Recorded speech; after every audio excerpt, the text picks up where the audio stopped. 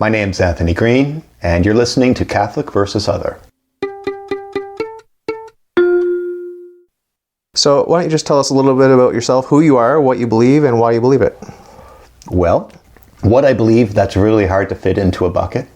I guess if you really had to put me into a corner, you would call me either an atheist or an agnostic.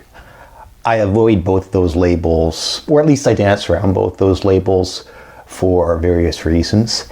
Really, anybody who just has never really investigated the subject, who's never really spent any time thinking about it, the easiest thing that they could fall back on is calling themselves agnostic. And that's what I call weak sauce. And then that certainly doesn't describe me at all, because I spend a tremendous amount of time on a daily basis for 20, 30 years putting inquiry into this. Though the idea of a hard agnostic is kind of appealing. What I would describe as a hard agnostic is not that we don't know whether there is a God or not, whether there is a first cause or not. We can't know. We can question these things, but we will never, ever actually know. It's unknowable. Is anything knowable in the hard agnostic worldview? Logic, rationality, 1 plus 1 is 2. 1 equals 2. That's knowable, right? Now, if you want to go full-on moral relativist, you could say even that's an invented system and it's only used as a convenience. I'm not willing to go that far. All life falls apart when you go that far. No, I'm very comfortable with saying 1 plus 1 equals 2. That is a universal reality. That, law of non-contradiction. You can't have A and not A, right? That's knowable. So, before we get too deep into this philosophical stuff, I'm wondering if you can get more personal and talk about your childhood. So your first sort of inklings of God, is there not a God? I wasn't raised in an especially religious household, but my mother thought it was the right thing for us boys to go to church. My dad didn't join us. Do you remember which church you went to? Yeah. There was a church just cut across a backyard and then a street over. So it was about a 5-minute walk, and it was an Anglican church. And then later, I was probably around 8 or 9 or 10, and my mother had decided to switch churches to one across town, which was a United Baptist church. Oh. And I do have some memories of that. I remember Sunday school from that, and I remember actually some church sermons from that. So the two memories I can definitely recall, which comes to my first questioning about God, would have been one in Sunday school where I liked the devil. I just loved him. And the temptation in the desert story was just my favorite, because it was really the longest story with the devil where he's an active character. What did you like about him? He's a badass, because you're told he's a badass, but at the same time, you know that he's the underdog. Right, this book is not about him. Right, he only gets to show up and stir up trouble every now and then, and there was something about that appealed to me. Plus, also the drawings were cool.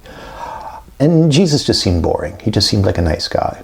So the first memory, of me really seriously questioning religious teaching was the temptation in the desert. Jesus is out starving in the wilderness, and the devil comes along and says, well, if you're hungry and if you're the Son of God, why don't you just turn these stones into bread? And Jesus goes, well, man can't eat on bread alone. And I'm like, what is Jesus, a savior, or is he a dietitian? It's silly, but that's my first official moment of questioning. It's like, is there something about diet and nutrition I've never been told? Now, if he'd said you can't live on oatmeal alone, you would have proved him wrong. I certainly did live on oatmeal alone for about 2 years, Though there was also coffee. So maybe if it was just bread and oatmeal, or maybe if it was just water and oatmeal, maybe I would have died. Who knows? Now, I noticed that Satan is being destroyed in a painting behind you. Can you describe that a little bit, what that is and where you got it? This is St. George. I have these 3 pictures that I enjoy tremendously. The first one is the Archangel Michael. The second one is St. George fighting the dragon. And the third one is Peter and Paul holding up the church. Nice. And they're really, I think, the nicest thing in this apartment. Yeah. They're very classy, and they got cut out of a calendar from Chapters. But 2 out of 3 show your hero, the devil, being destroyed. Absolutely. So, and I had a book on dragons growing up, a really nice illustrated book on dragons, story about Saint Michael locking Satan away into the earth and locking the seal with a key. And the devil always loses, which is one of the reasons why he makes such an interesting character for me. Can I ask you a little side question about the Rolling Stones' Sympathy for the Devil? I've never understood that. What is it about theology? Or? No, it's about human evil. And maybe the devil has always been with us because human evil has always been with us. But it's not a theological song. It does get that cool factor of the devil. It's a great song. And I liked the song, but then at the end of Interview with the Vampire, where the Guns N' Roses version of that comes on, it's like, I'm going to give you the choice that I was never given, and boom, Lestat takes the wheel and they're driving across the bridge. Just brilliant. Just a perfect way to end that movie.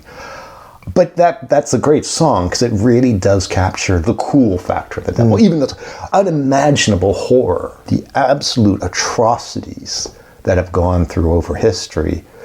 There's still a cool factor to the devil that God and Jesus just don't have.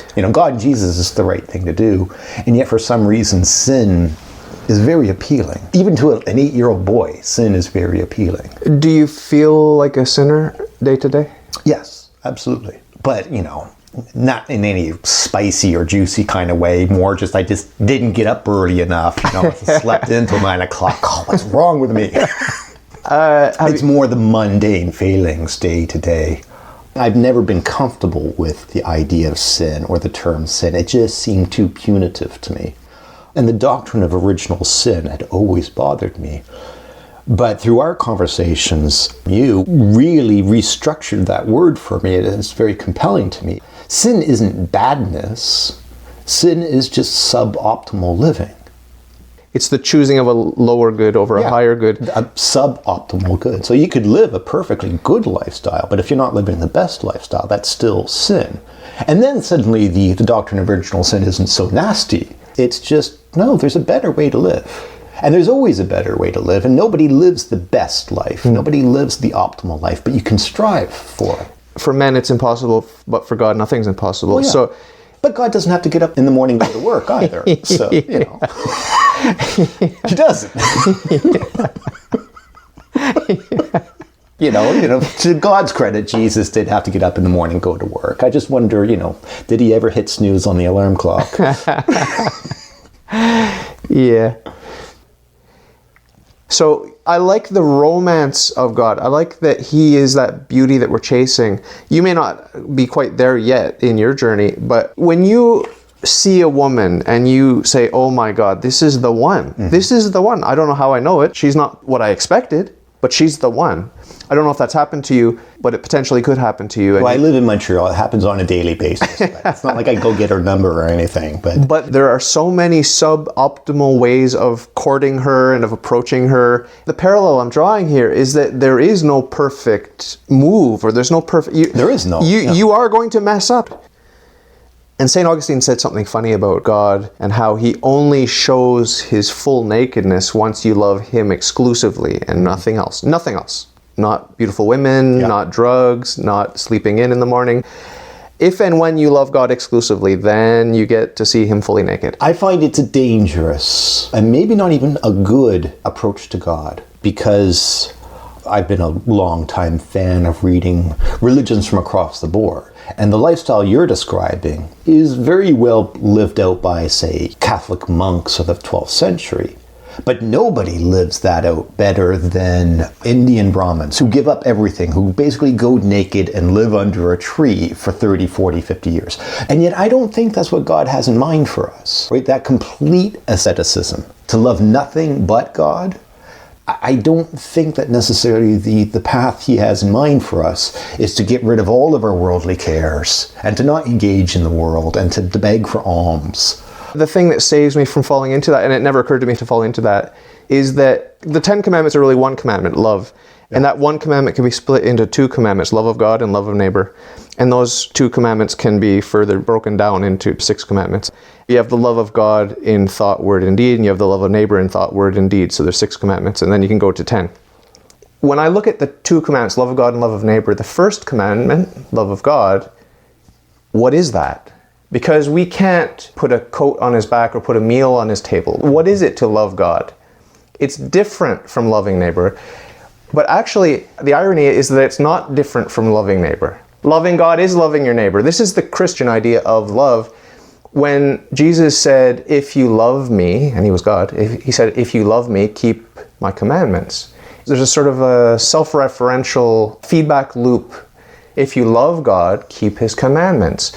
And what are God's commandments? Well, the first commandment is love God. And the second one is like it, love your neighbor as yourself. So the love of God for us humans really, really centers on love of neighbor. And that will make us keep our clothes on, keep our job, keep engaged in the world. It really will. We will not be in that pantheistic mode. We won't, because we're Christian. And I'm so Christian that didn't even occur to me to strip myself naked and go meditate under a tree. It didn't occur to me. It doesn't appeal to me. I've never But there have certainly been Christians who've done the same thing. Well, and we could say the same as St. Francis. Yeah. Right, who I probably regard as probably my favorite. But you remember that was highly controversial in the church at the time. Highly controversial. No, the Franciscans were all but driven out. With good reason, I would say. Yeah, because they really did the Buddha thing. The church should be reduced to poverty. It's all about love of God. And I've always been very drawn to asceticism. Hence my 2 years living on oatmeal. Are you a fan of Buddha and a fan of St. Francis? Yes. I'm not so much of a fan of Buddhism simply because I feel that for a Westerner out of the Christian tradition, we can't really truly understand Buddhism from its actual context without 20, 30 years of actually living under that. It's just not the way our brains are constructed. And I don't like Westerners who become Buddhists because I think they miss the point entirely. You've been to India, and it was foreign and strange and a little bit disturbing to you, right? Very disturbing, yes. I would have a hard time distinguishing between the Hare Krishna temple in Bangalore and a religious version of Disney World. It was so artificial and so fake. And you mean the decor was kitsch? Is that what you mean? It was kitsch, yes. It wasn't meant to be kitsch. That doesn't bother me. But it did bother me. That seems like a little bit of a superficial judgment. It is. But what really horrified me was tens of thousands of people lined up for 2 hours so you can bow before an idol and then move on and buy some concessions at the concession stand. That doesn't strike me as the spirituality that I'm looking for. I can tell you that I went to a Hindu temple here in town. There were literally 3 people in a large temple. It was calm, it was quiet, there were candles, there were statues, which are a little bit kitsch. But that doesn't bother me. Oh, that doesn't bother me, no. But I saw the reverence and I saw the devotion. And frankly, I felt like a sort of Catholic atmosphere there. Yeah, and I think that's getting to my disdain of Western Buddhists. I think this is ingrained into us culturally. That's true spirituality is a private affair. That's not like that at all it is in the East. It's nothing like that. Right? These notions we walk around with as Westerners, what spirituality is, that's not at all what being a Buddhist is like. Okay. Being a Buddhist is a lot closer to being Hindu in India. You're elbow to elbow with 1,000 other people. And it's about conforming to bow at this time, buy this fruit, follow these. Mm. It's not a deeply introspective solo journey. This is a very westernized concept of spirituality. And to try to impose that onto the East is really very ignorant. What do you think about the Western religious tradition? It's very diverse, yeah, but is there a common core there that you can relate to as a Westerner? Say like a Black Pentecostal church. It very much turns me off. You know, if there's one reason I don't go to church is I can't stand the singing. Really, I mean, just if I could find a church where it's just a few of us standing around and doing what we're doing right now and just, I would be right into that. The singing, I just can't stand.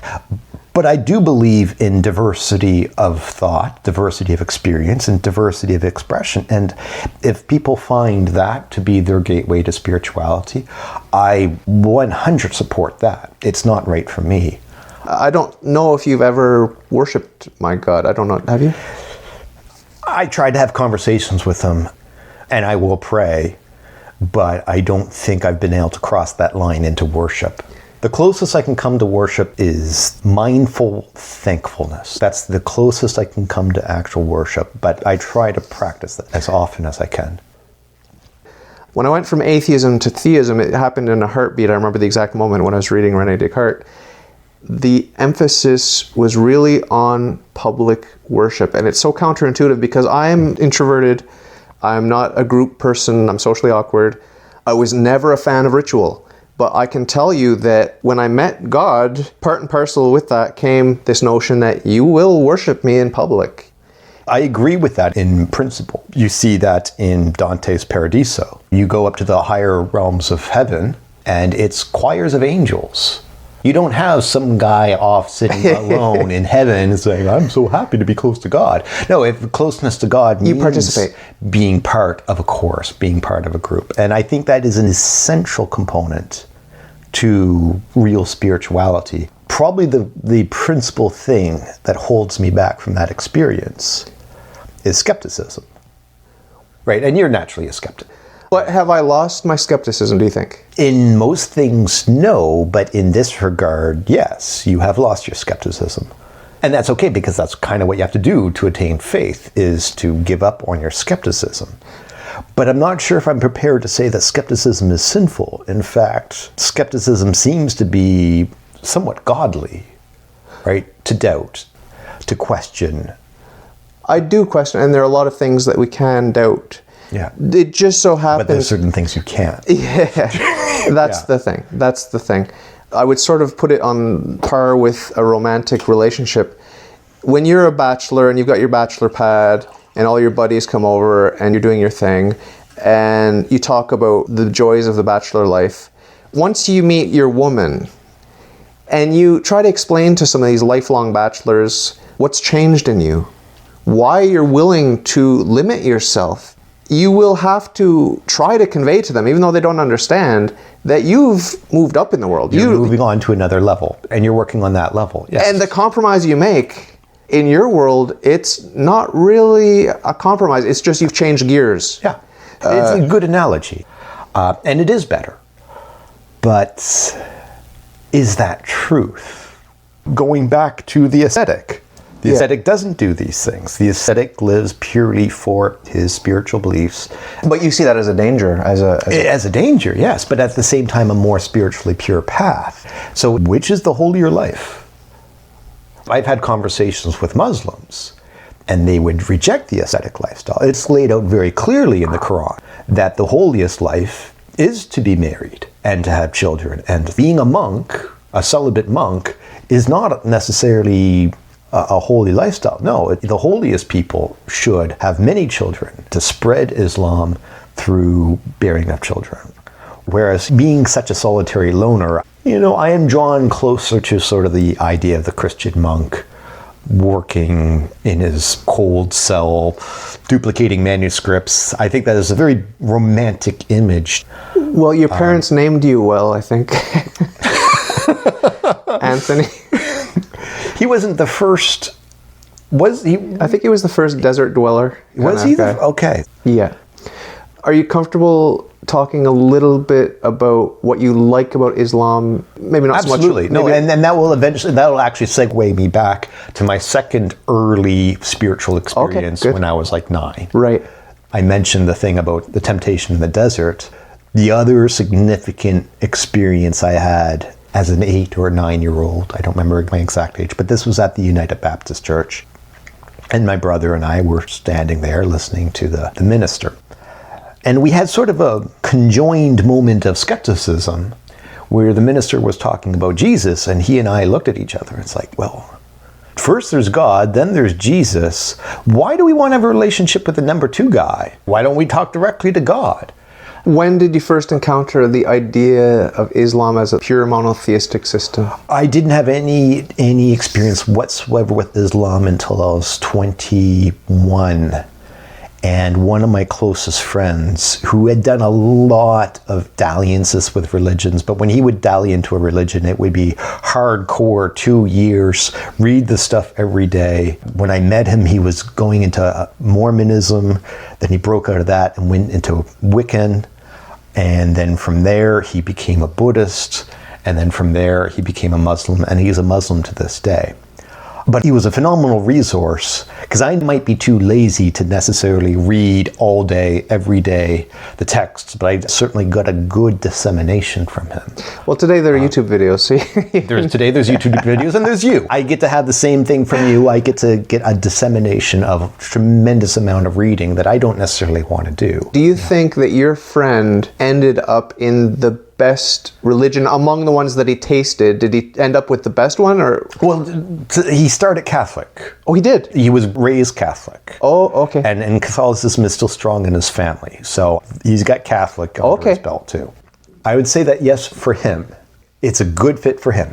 Wicca, you don't have that much respect for Wicca? I never did. The same way that I don't respect a Westerner who becomes a Buddhist. I don't respect somebody with central heating and central air becoming a Wiccan.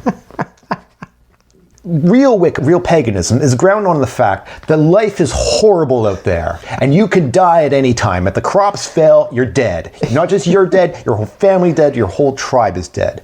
That's actual paganism. And these newfound pagans, they've got their welfare check and they've got their paid for housing and there's nothing unsafe in their lives, have no idea what paganism actually is. But there are the microaggressions. There are microaggressions to be afraid of, yes, around every corner. Modern pagans see the Earth Mother as a loving thing. It's all about love. Nature isn't love. Nature is terrifying. How do you view, because you seem to view people's choice of religion in the West as sort of like a lifestyle choice. Like, hey, I'm a Rasta, I've got dreads and I smoke weed and I listen to Bob Marley. But what prevents you if you, I don't know, maybe you do see my choice of Catholicism in that same... Well, no, your system of belief is what created this world. I credit all of modern science directly attributable to Christianity. No other system of thought in the world was able to create the scientific revolution. It's not like, well, it happened to come from... No, it necessarily came from Christianity. Buddhism cannot create the scientific method the way we did it. The Greeks, for all their brilliance, the pagan Greeks, could not create the scientific method the way that we have it. Christianity is very good at taking the best of paganism, take the best of classical Greek philosophy, taking the best parts of Eastern asceticism, taking the best parts of... Yeah, and there's a theological reason for why it's so good at being able to do that. To the pagan Greeks, the world wasn't knowable. There was a chaotic, unpredictable, capricious element to nature. It took the Christians, and this is what my favorite philosophy professor, Dr. Stanway, he was the first one to pose this idea. Which university was that? This was University of Mount Allison, Sackville, New Brunswick. Okay. And he had first posited this idea to me that what the Christians did was they separated nature from God. And they killed nature.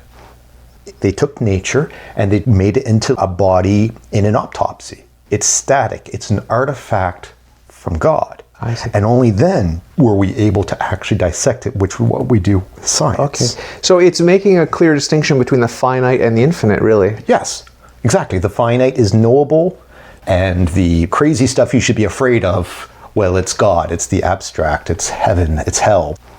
Do you still find Jesus boring because he's nice? No, as someone who's been past 25 years researching into mythology, religion, the more I learn, the more interesting the character of Jesus becomes. We've been listening to the lectures from Jordan Peterson, and it was very exciting when he nailed down, like, what is the archetypal character of Jesus? And he said it's truthful speech, and that is the Greene of Western civilization, right? The more I learn about this, the more interesting and exciting it becomes. And as I get older and sin is less interesting, the less interesting the devil becomes. It just becomes base human nature. Now, as a kid, the devil was very, very interesting. As an older adult, speaking the truth becomes very exciting. Yes. Especially today, we're in a postmodern sort of phase, aren't we? Well, exactly. The foundations of truth are being undermined, attacked by the academia. pretty much what's almost singularly being taught in the humanities is moral relativism or cultural relativism, that truth does not exist. That it's a pick your own truth and all truths are equally valuable.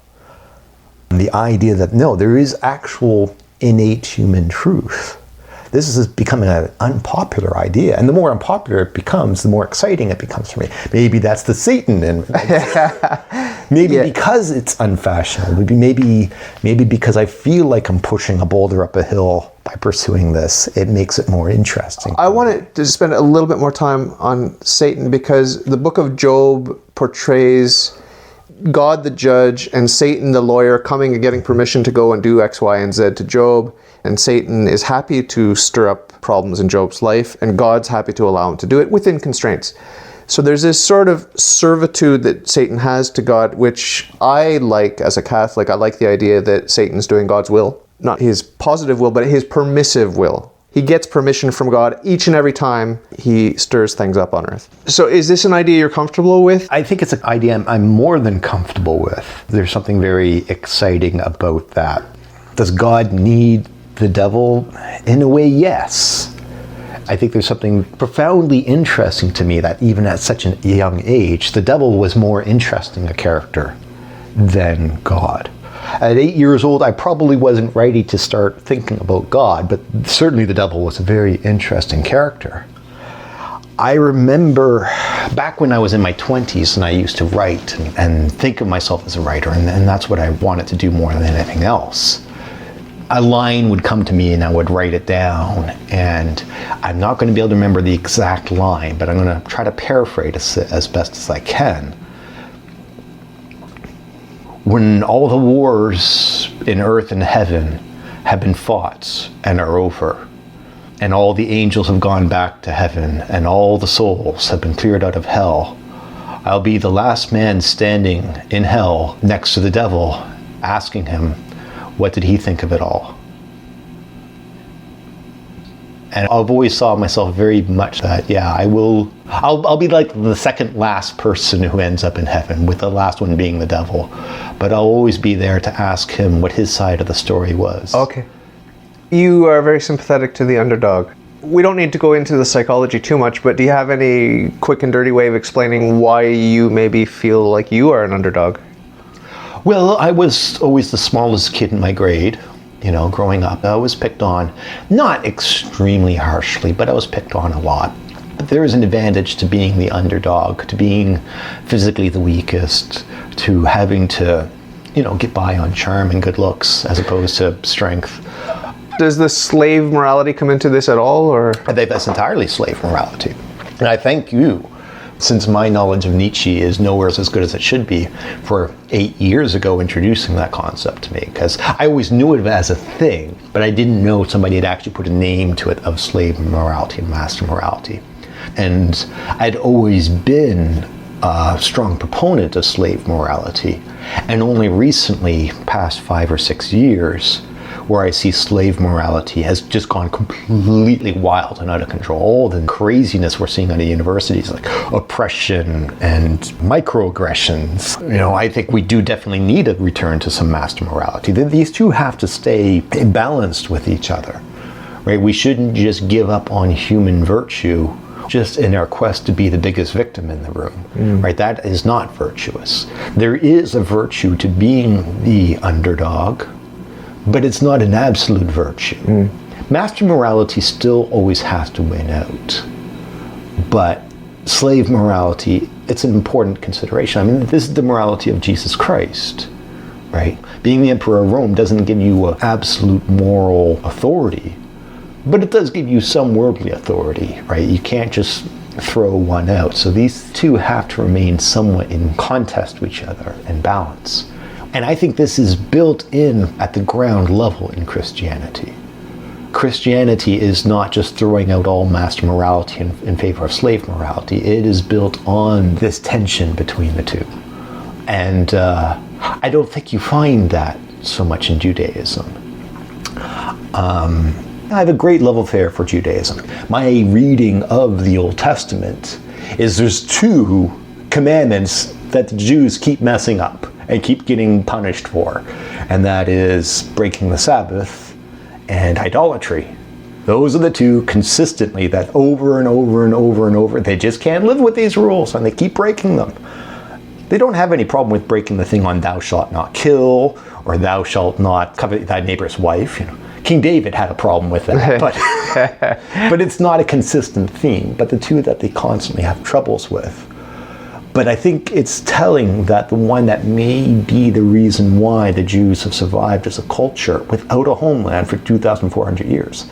This Sabbath is a very powerful idea that just one day a week, whether you're living in a foreign land of Western Russia or whether you're living somewhere in the Middle East, one day a week, you halt all activity and you just remember who you are, who your peoples are, and you commemorate God. And that may be the secret ingredient they had to keep their culture alive. You can't grab a hold of the Sabbath. You can't burn the Sabbath. You can't destroy the Sabbath. Well, you can.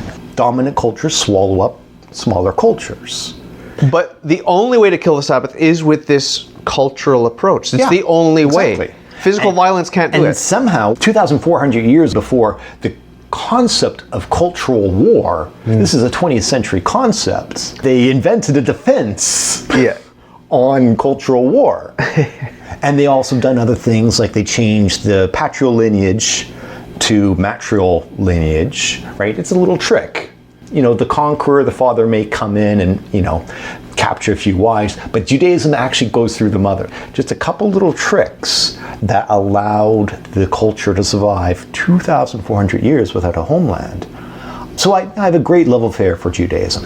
Now, why I would never be Jewish is I would convert tomorrow, but I honestly believe that you can't convert into the chosen people. You just don't get to elect yourself into that, no matter how hard you try. I can't make myself black, no matter how much rap I listen to. I can't make myself black, and I can't make myself Jewish. Judaism and rabbis are famous for arguing, debating, hashing ideas out. Do you see it as a rational religion? Yes. I don't know if it's as rational as, say, the Greek philosophers. It's a different kind of rationalism, but it's like, let's figure things out by talking about it. And that's rational activity. What about Islam? How do you view Islam? There's a lot that I do love about the purity of Islam. Getting back to, I don't want to go through an intermediary to get to God. I don't believe in intermediaries. But you did acknowledge earlier that I bring with me, when I come to visit you, I bring notions of God. I bring notions of religion. Absolutely. So I am in a way an intermediary for you. No, but you're a human intermediary. Yeah. But I don't need a spiritual intermediary. You don't need a God-man, Jesus Christ. I don't need a God-man, exactly. And this is the appeal of Islam. The appeal to Islam is the purity of it. The absolute purity. And with my strong feelings on the graven idol thing, they and the Jews, they get that one right in my book. No representation of anything godly or even the prophets. Just don't do it. So there is a lot that I appreciate with them. Now, the danger with Islam is very much the same danger that I see with Mormonism.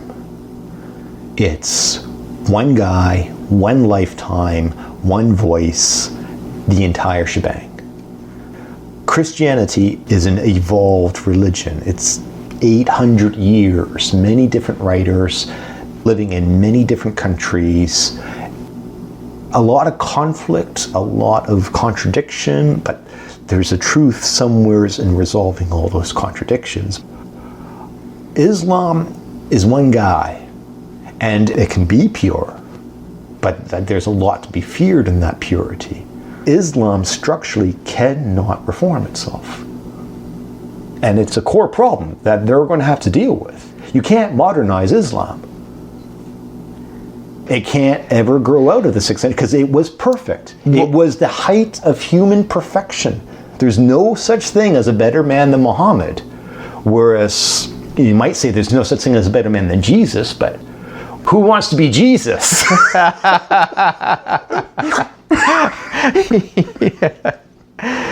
Right? I mean, who wants, yeah, exactly. Like, at least Jesus is an impossible to attain figure that at the end of the day you get crucified, you know.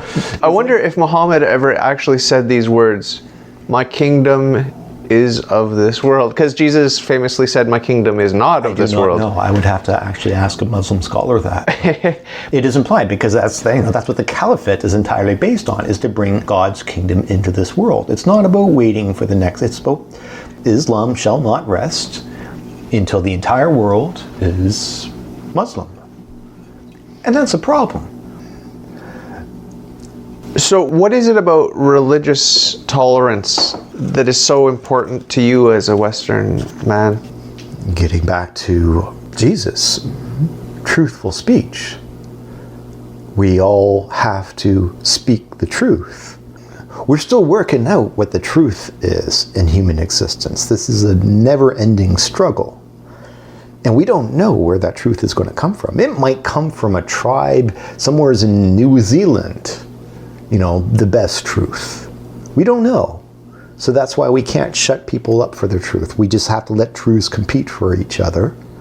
You know? It's sort of a free market of ideas. It's a free market of ideas. And I think there's something inherently capitalistic in Christianity, that the best ideas should win out and not forced. What about respect for the conscience of the other person? Is that missing from Islam, you think, or reduced? What does Islam mean? Submission. Submission. Not find your own truth. It's submission. I don't want people to find their own truth. I want people to find the truth. Yeah, but you're not the harbinger of the truth. You're doing your best. You invite me to do my very best, and let's hammer it out, right? But I don't have to submit to your truth.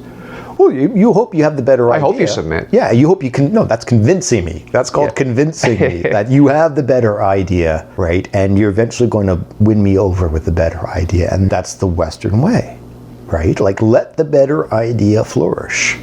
So in this next part of the interview, I want you to take over with any sort of religious questions or anything you have that you want to talk about. There's only one thing that I really wanted to talk about in this interview, which we haven't gotten covered. And that is, what is my religion? You're a Jehovah's Witness. Done. Finish it up. I'm a Jehovah's Witness. No, because I've been struggling with this one, and you know, this whole interview I've been putting off for so long, because like, what is my religion? I'm not religious, but I do see definitely the value in religion. But that's sort of as an abstract. Now I can shop around. I can look at the Buddhists. I can study Buddhists. I can study the Hindus. I can study Shintoism. I can study Christianity. I can study Islam. And I can study Native North American mythology. And all these things have value to me. But they're all, for me, voices of the same fundamental questions that all people ask. And I'm a big believer in evolution, and also of history and of prehistory and in mythology. And these all tie very closely together for me. Your quest for religion, would you be happy with a philosophy if you could find a philosophy?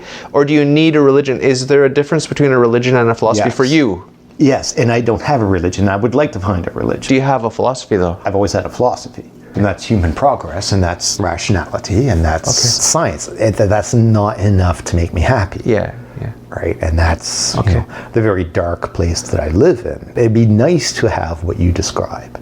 I can espouse Jesus Christ's message as being the one most compatible with not just modernity, but to bring about modernity.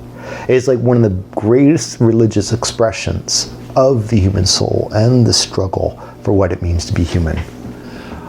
But at the same time, I don't necessarily believe he historically existed. I think there are many, many pieces of the puzzle missing for you for Christianity right now. But I'll never know them. I'm not even sure if I believe that he existed historically as a person, and if he's not just the best religious archetype of our collective struggle. So I can't call myself a Christian. No. Because I haven't even gotten to the point of believing he existed historically, much less he died and came back to life from the cross. Right? That's the whole next jump. I'm not even ready for the first jump. I would like to believe And I coined this term this summer while talking with my dad, and I've talked with you about this. And I thought it was a great breakthrough for me that I might be an atheist, but I'm a sad atheist. Most of the atheists I know are very happy to be atheists. They think they're better than you, they're smarter than you, they're more rational than you, they're more scientific than you because they're atheists. Yeah. They think it's the path forward. Whereas I'm a sad atheist. I would very much like there to be a God. I dearly wish that there is truth, that there is a best way to live, that there is a universal justice. Yeah. I dearly want that to be true. So you're not desperate? That might be what's missing from you. Yeah, I'm not desperate, but I dearly want there to be universal truth. I dearly want there to be the God that you describe. I dearly want it to be true, but I don't see evidence for it. Yes. What would you say in response to the sort of blunt Christian diagnosis of your lack of faith, that it's your pride and it's your sin? Pride is the worst of all the sins, according to the dogma. And they're right, it's the hardest one to beat. The other one's gluttony, sloth, anger, lust. You can work on those. But the one about like, okay, God, prove to me that you exist. Yeah. That's the hardest one. And it's the last one to go. You're going to have to beat me in an argument for me to agree with you, but I'm not going to let you win that argument. Right. Yeah, I think desperation is the path to God. I think humility comes through knowing that you're weak, knowing that you're stupid, knowing that you're ugly, knowing that you smell. But I think I got humility in spades. As a nihilist, I think I beat everybody in humility. I am the best in humility.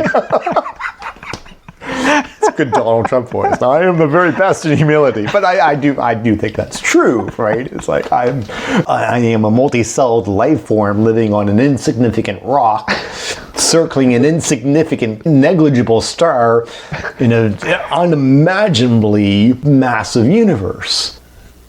Now, you started this little... Yes, because I want to talk about my actual religion. Yeah. So I talked a bit about history, and the written word has been around for, let's say, 10,000 years. But we as humans, we've been talking to each other for probably about 70,000 years. The more you read mythology, and the more you read world religions, you notice common stories. The flood being the classic one. Almost every religion or mythology across the planet, even North Americans, have somewhat of a story about the flood. It's almost a universal story. Did all people across the world come up with this thing? Or is there a much older story?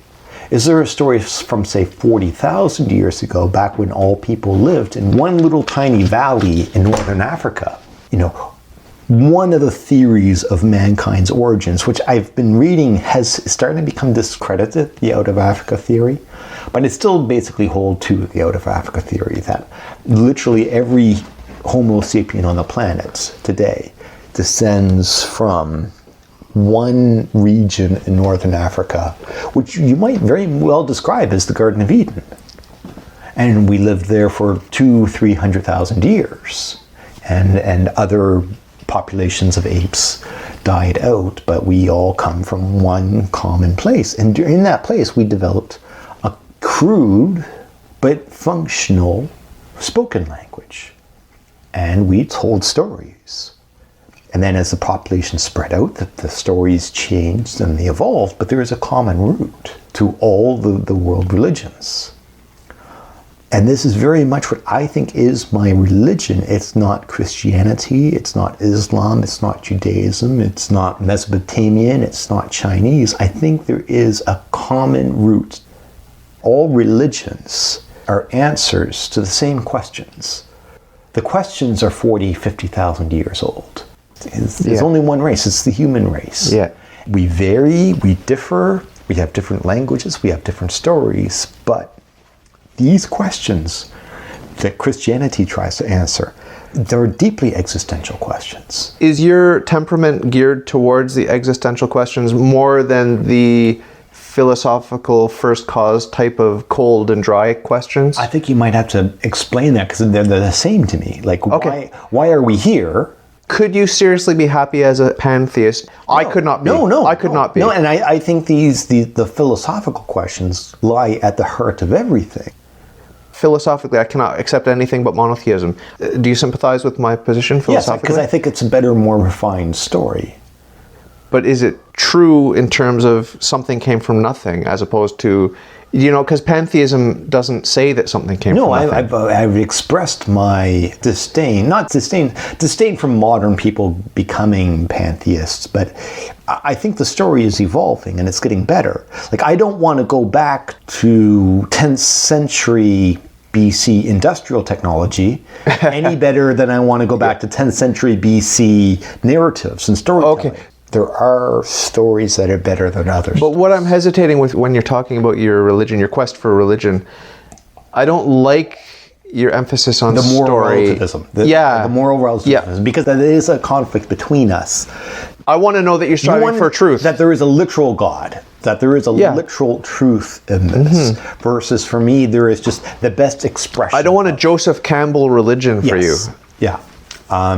And that is something that I continue to struggle with. And that is something that I can't call myself, even though I can say that Christianity, the best expression yet for humanity, objectively. There may be a hand in glove kind of thing where you may see the glove and say, yeah, your hand fits into that glove, and I'm focused on the hand. You're focused on the hand. I'm focused on.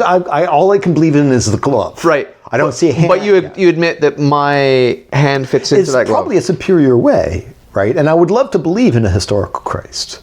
I'm not there. So far, you don't yet. I would like it to be true. Like, this is why I'm a sad atheist, right? Like, I would like the Christian story to be true. Yeah. For the time being, I will settle for it being the best story we got. Are you surprised at my willingness to swallow all kinds of things that I haven't verified? I am surprised, but I'm supportive. Do you also understand that it would be a hellish nightmare to uncompromisingly hold myself to such a high standard that I would need to actually do the research on all these issues? It's a hellish nightmare. It's the hellish nightmare I live. I'm not going to wish that upon my worst enemy, much less a good friend. But I'm very happy that you believe what you believe. I wish I could come around too. But I don't. There's a principle here where you say, look, I've been to the ocean and I believe in the ocean, and at the same time I'm comfortable knowing that I haven't charted out every cubic centimeter of the ocean. But I know the ocean exists. You don't need to chart out the ocean to apprehend it. To know the ocean, yes. Yeah, and to dive into it. So that's how I feel with God and religion. We are told explicitly, don't try to put the ocean into a thimble because you're going to fail. So you don't try. If there is a God, I like to think he made me this way. There's a reason he made me this way. Yeah. He gave me unquenchable thirst. And I'm just going to have to go along trying to quench my thirst. Drink that ocean.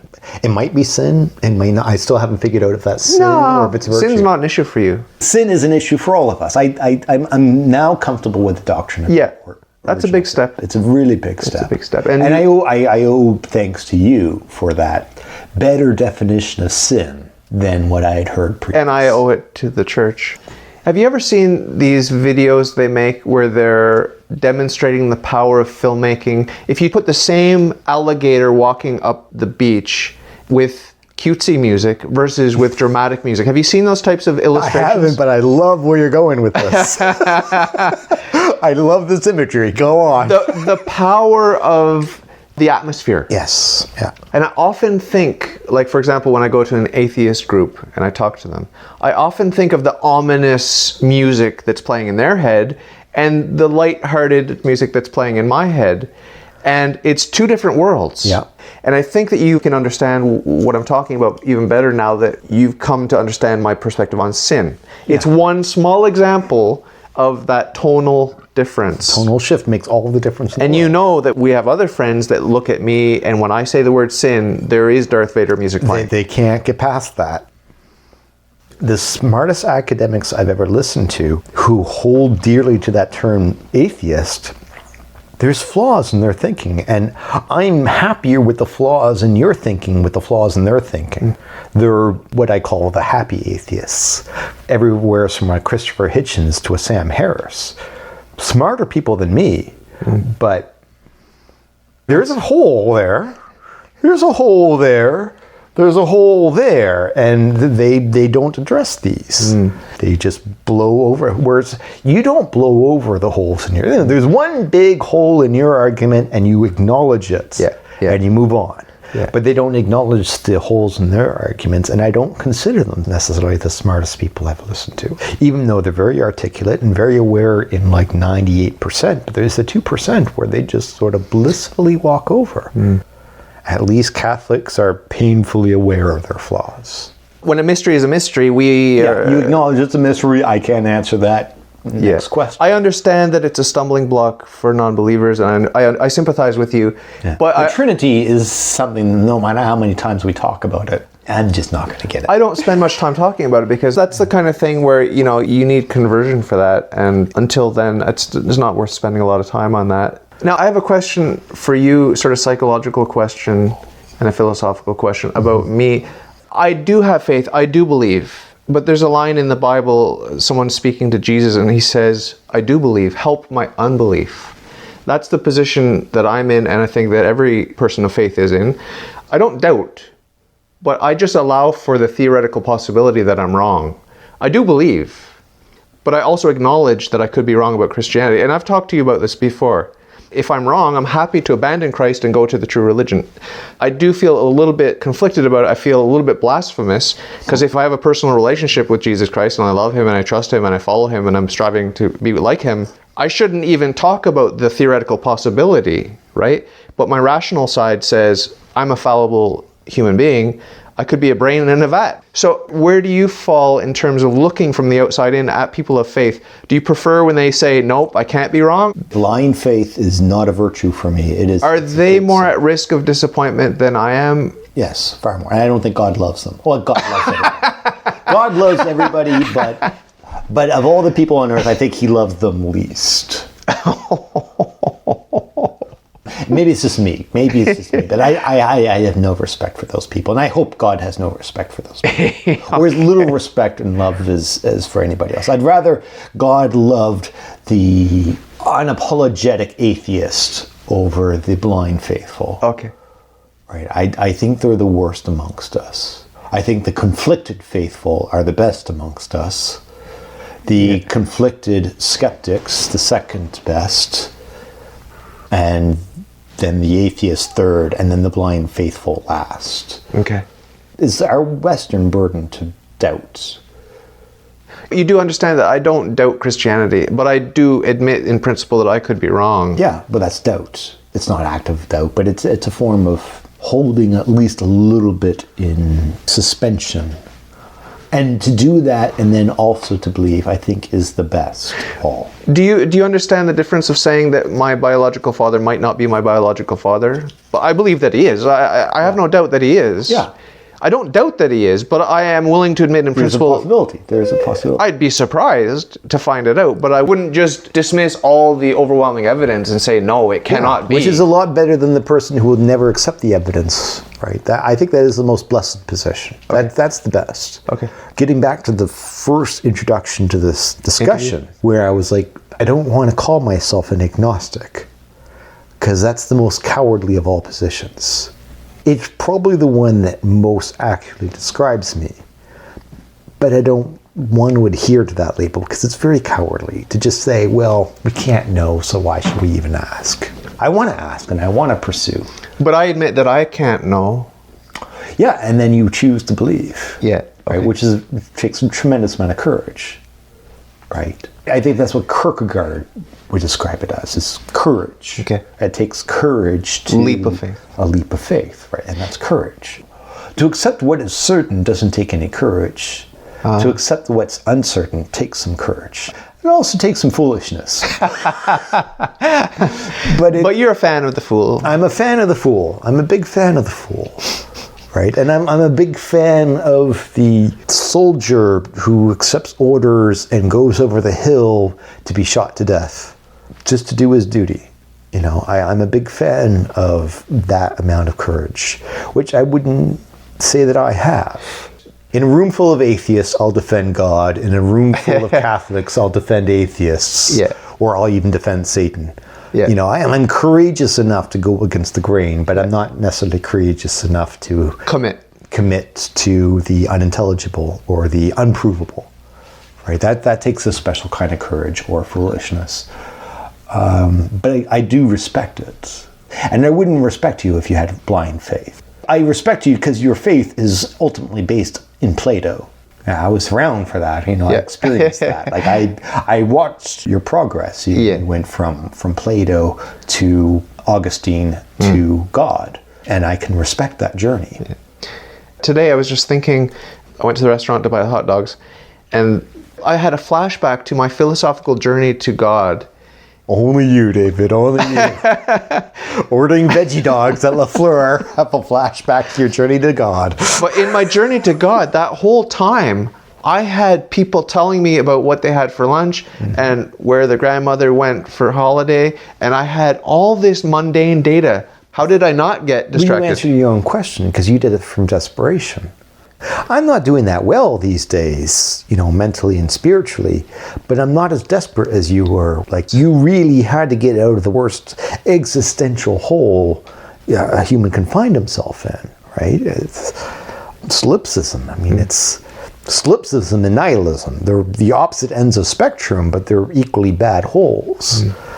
I drink enough that I'm not fully nihilist. If I quit drinking, I would be probably a desperate nihilist and I would have to find God. And, these creature comforts just keep you from asking those difficult questions. So you've listened to some of my podcasts, so you know that at the end I kind of let the person give their Jerry Springer moment and just say a message to the listener. Who would you address and what would you say to them? Just you. So what would you say to me then?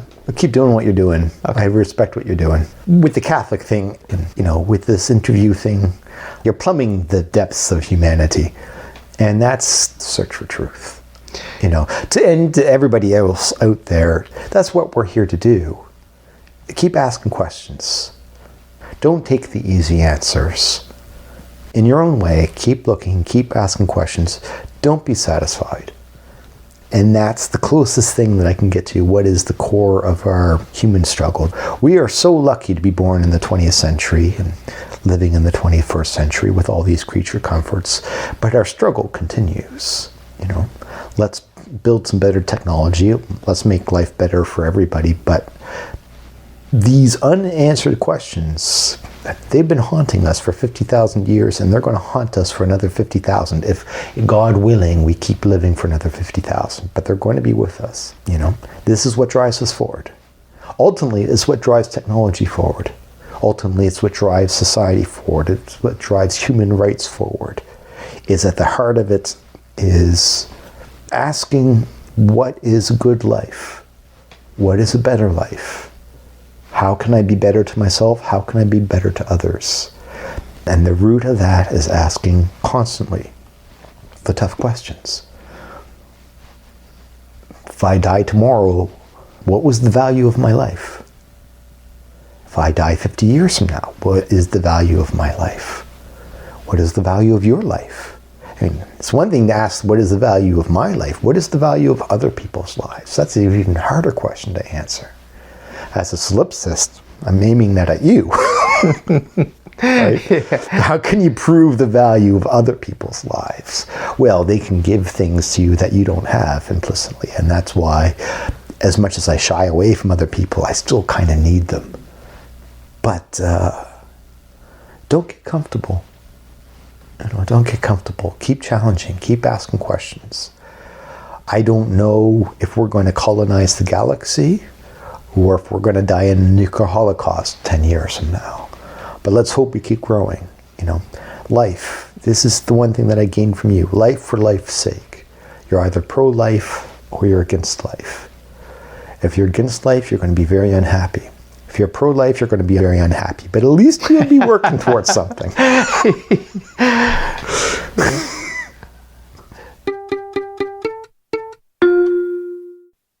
It If you like your worldview, if you think it's swell, if you got some questions, ask me and I'll tell. All you got to do is ask. All you got to do is